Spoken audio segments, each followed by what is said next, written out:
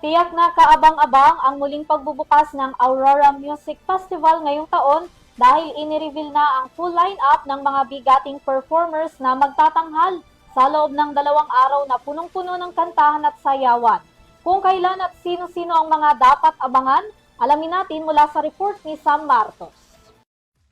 Mga bigating artists, yan ang ilan sa mga tampok na performer sa nalalapit na Aurora Music Festival 2026. Sa social media post ng Aurora Festival, inilabas na nila ang poster para sa nalalapit na festival na tiyak na aabangan ng kanika nilang mga tagahanga. Nangunguna na dyan ang P-pop boy group na SB19 para sa unang araw na sinunda ng Four of Spades, Popstar royalty na si Sarah Geronimo, Ben and Ben at December Avenue.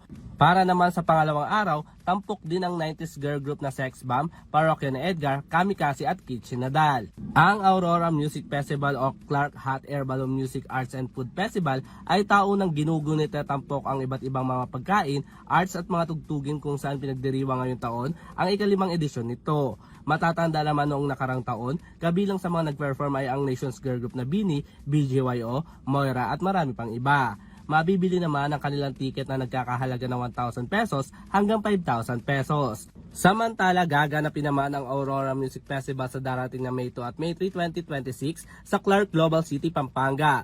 Para sa EuroTV Showbiz Balita, ako si Sam Martos, sumasaludo sa bawat Pilipino.